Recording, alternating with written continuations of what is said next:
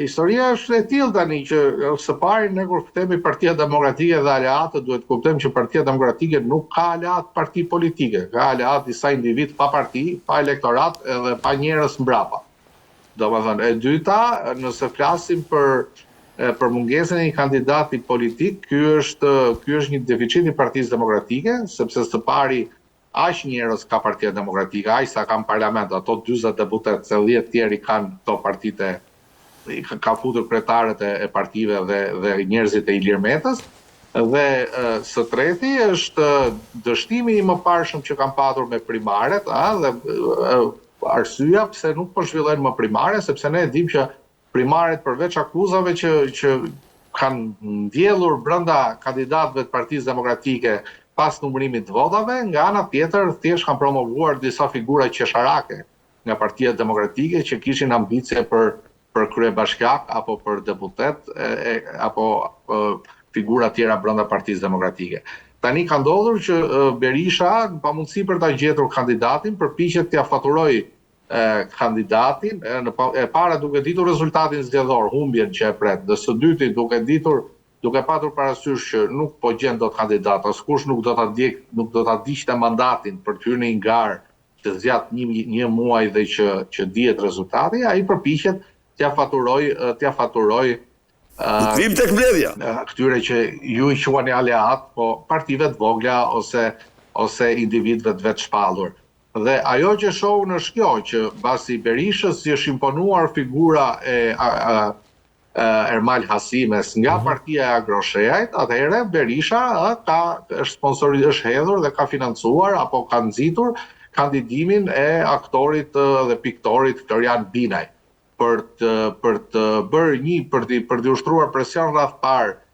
partisë Mundësia, për të tërhequr kandidatin dhe për të thënë që atëherë nëse ju e kandidoni Hasimen nga ana juaj, ne kemi një alternativë që në duket si popullore dhe që ka një mbështetje në rrjetet sociale deri tashmë, sepse në votime nuk e di pse si do ndodh. Pastaj kemi edhe një situatë tjetër ku shumë kandidat kanë shprehur dëshirën për të kandiduar, kanë shpallur kandidaturën në rrjetet sociale. Unë po shija dje, mos gaboj, Agron Haxhimali nga Instituti Bashkimeve Shqiptare ka shpallur kandidaturën, një avokat më parë, Gylsen Zhillima, ka shpallur kandidaturën. Janë dhe disa tjerë cilët po shpallin kandidaturën. Duhet kuptojmë që kandidosh për Bashkinë e Tiranës nuk mjafton vetëm dëshira. As unë dhe as ti nuk mund të kandidojmë për Bashkinë e Tiranës, sepse na duhen ose dalim në rrugë të mbledhim 20.000 apo 50.000 firma sa e ka ligji, ose në të kundërt duhet firma e një deputeti që na propozon, apo duhet dhe firma e një antari të Këshillit Bashkiak që të propozon për kandidat. Dhe ju e keni parasysh një palë zgjedhje më parë kur kandidonte Marko Dajti nga Partia e Punës, pra një komunist, u bë aq e stratë çështje sa që të kandidonte ai, vajti mori firmën dhe për ato firmosi Flamur Noha, për shembull. Domethënë, duhet ndjekur këta kandidat në momentin që zyrtarizohen, duhet ndjekur nga ne gazetarët, edhe nga ju për shembull, sepse është shumë interesante të shohim se kush do firmos për ta dhe kush është dakord që ata të hyjnë në garë. Shumë interesante ishte reagimi i pedagogut dhe akademikut Artan Fuga në rrjetet sociale, i cili thoshte që t'i thuashin deputetit Partisë Demokratike të kandidojë në Tiranë është njësoj si kur ta vrasësh, për ta përmbledhur pra të gjithë mesazhin e tij. Tani është kjo shenjë e dështimit të opozitës, Ardit, dhe pse bëj këtë pyetje, sepse bëhet fjalë për kryeqytetin, nuk bëhet fjalë për një zonë të humbur diku andej ose ndonjë bastion të Partisë Socialiste, bëhet fjalë për qendrën e zhvillimeve politike të vendit. Dhe çfarë na tregon kjo ne për organizimin e opozitës? Dhe fundja si ka përfunduar kjo, se 9 nëntor i erdhi dhe një muaj është. Data 6 sot. Mua më vjen keq kur diskutohet nëpër studio, në kuptimin e kësaj që Tirana nuk është Shqipëria. Dhe nuk ka zgjedhje vetëm Tiranë, ka edhe 5 bashki tjera. Nëse dikush nga Partia Demokratike është ti thuash kandidosh për Tiranën është sikur ta vrasësh, pra siç thot profesor Fuga, dhe ashtu është, po për matin çfarë problemi ka Partia Demokratike që nuk ka një kandidat. për Cerrikun, që është bashkia e vogël, pse nuk ka një kandidat. Sepse s'po të them Vlorën dhe Tepelene që dihet që janë bastione të Partisë Socialiste, po për Beratin, që është një bashki e madhe, tepër e rëndësishme dhe Partia Demokratike më parë ka patur drejtues atje. Pra, çfarë shqetëson një deputet Partisë Demokratike të Matit ose një të Beratit, që të jap dorëheqjen nga mandati dhe të kandidojë. Po sigurisht që përgjigja është evidente. Së pari është rezultati zgjedhor që është i parashikueshëm lehtë, ne nuk mund gjejmë dot shifrat eksakte, por fituesin e kemi të projektuar, dhe nga ana tjetër sigurisht që Partia Demokratike është në një krizë për sa i përket burimeve njerëzore, njerëzve që duhet ketë rreth vetes. Domethënë, gjithë jeta politike e Partisë Demokratike është kufizuar rreth disa personazheve që bëjnë pjesë edhe në grup parlamentar, që janë gjithsej 40 veta, se ja u bëra llogarit, pra hiq Mediun, hiq Dulen, hiq 4 njerëz të Ilir Metës, hiq Mesila Dodën e gjithë me radhë, Partia Demokratike gjithsej ka 40 plus 1 njerëz. Ka dhe Ilir Ali Mehmetin që ka mbetur jashtë grupit parlamentar. Domethënë, ky është këto janë gjithë njerëzit, gjithë figurat e Partisë Demokratike, dhe këta duhet bëjnë o rolin e deputetit, o duhet t'japin dorëheqjen nga mandati i deputetit dhe tutën në përzgjedhjet lokale, ose të ndjekin lojën që bën Berisha me kandidatët e këtyre partive të vogla, edhe me këto deklaratat se do mbështesin kandidat pavarur. Tani, unë duhet të them diçka, meqense jemi ende te kandidati, meqense Berisha ka bërë një thirrje edhe këta po përpiqen gjejnë një kandidat që ne themi jo politik, se nuk ka njeri jo politik dhe kandidat jo politik, po ndoshta një kandidat apartiak. Jo partijak, apartiak, sepse pastaj ata të tre që janë përmendur fillimisht janë gjithë lidhur me Partinë Demokratike dhe nuk janë jo politik. Gjithë o kanë shërbyer te Partia Demokratike, o i kanë shërbyer apo kanë patur të afërmit e tyre në Partinë Demokratike dhe në zyrën e Sali Berishës, ose rasti atij djalit të diasporës që prishte mitingjet e Edi Ramës nëpër diasporë, kështu që nuk mund të themi se janë jo politik si figura. Tani Berisha në vitin 2003, që ta kuptoni, është shprehur në atë kohë Partia Demokratike pati një presion shumë të madh që përballë Edi Ramës të kandidonte doktori i njohur Mentor Petrela. Pati një presion nga mediat, nga lobingjet ndryshme, dhe Berisha në atë kohë mori Spartak Gjelën, i dha një post në Partinë Demokratike, një sekretar për marrëdhëniet me publikun, dhe e katapultoi Gjelën dhe e nxori përballë Ramës me pretendimin, domethënë si u shmang në atë kohë doktor Petrelës, si u shmang me argumentimin që një parti që nuk prodhon dot vetë një kandidat politik, më mirë mos ekzistojë as 24 orë, po t'i vë Chelsea derës edhe të shpërndahen gjithë nëpër shtëpi. Dhe atëherë nxori Spartak Gjelën si figurë politike të Partisë Demokratike. Pra, ky Sali Berish, i cili ka udhëhequr me këtë devizë se kandidati duhet jetë politik dhe me drejt një parti e madhe politike duhet ketë kandidatë e saj politik, alternativat e saj, në këto kushte, këtë herë ne e shohim të shpërfituar, të kthyer nga kjo teoria e tij dhe duke përpjekur t'ja paturoj kandidatin aleatëve. Sali Berisha, meqense ishim aty, ka vijuar me akuzat e tij të zakonshme, po kësaj here të drejtuara ndaj zëvendës kryeministres Zonjës Balluku, sipas tij, për takime me eksponent pra të botës së jashtëligjshme në Vorë, periferi Tiranës, me shumë gjasa për fushatën e Tiranës, sepse nga Partia Socialiste tani krerët e njësive janë darë dhe kanë filluar punën. Pa dashur të pyes për saktësinë e akuzave të Berishës, se mbase po të paragjykoj, po e di përgjigjen. Pyetja ime është kjo që a ka Partia Socialiste arsye që të hipermobilizohet në këto zgjedhje? Pra të friksohet dhe të mobilizohet në të gjitha drejtimet, edhe në ato që e akuzon opozita, kur ne pothuajse e kemi të qartë se si do shkoj rezultati. ne duhet kuptojmë diçka që Partia Socialiste ka disa zgjedhje që nuk kandidon më, domethënë që nga momenti që hoqi Ilir Metën nga koalicioni, që nga viti 2017 e tutje,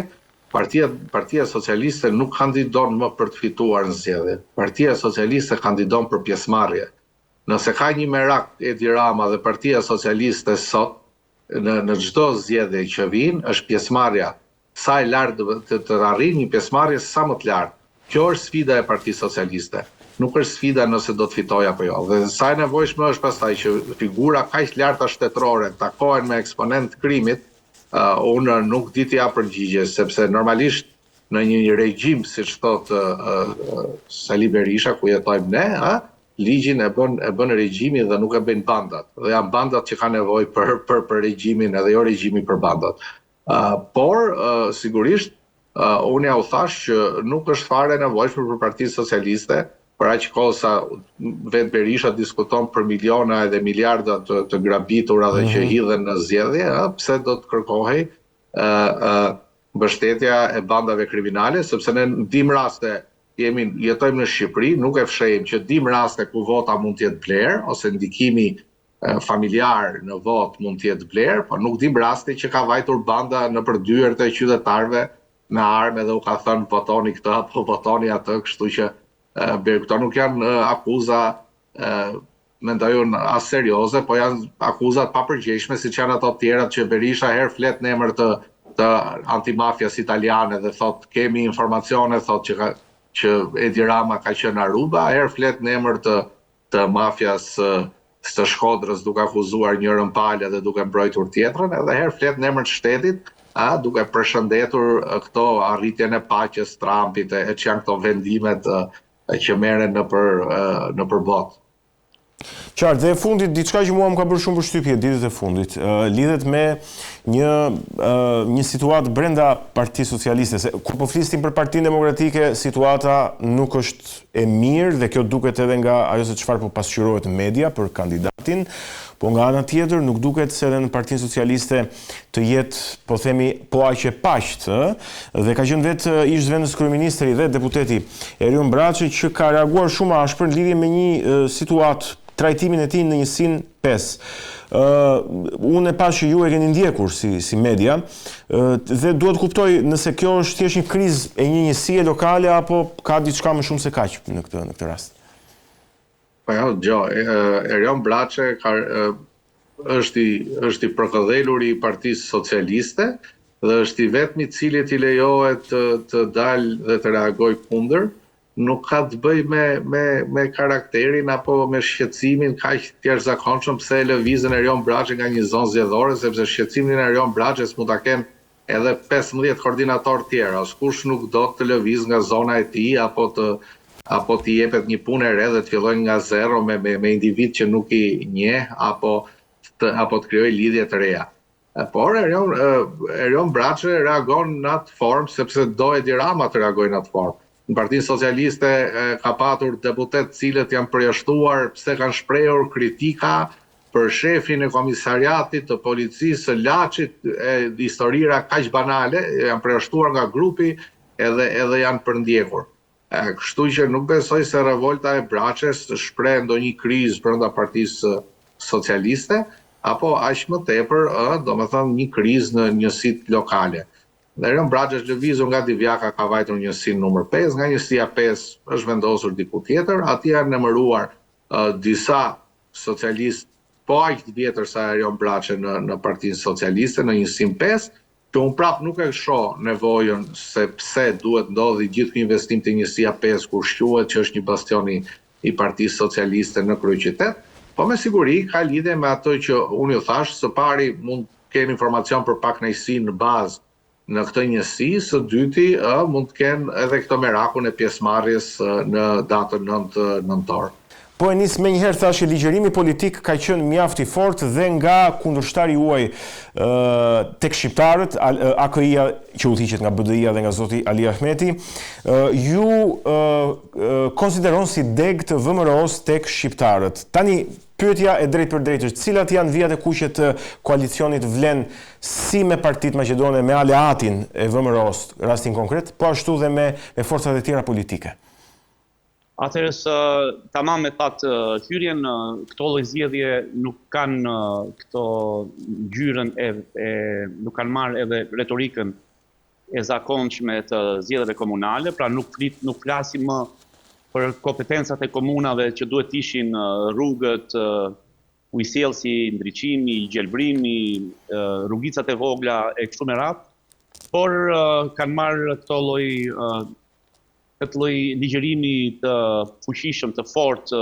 emocional, politik, sepse Ali Ahmeti pas 23 viteve sa është në pushtet, pra një vit tani nuk është në pushtetin qendror, po që 20 e sa vjet është në pushtet lokal, në shumicën e komunave, rrezikohet për herë të parë të humbas të zgjedhje,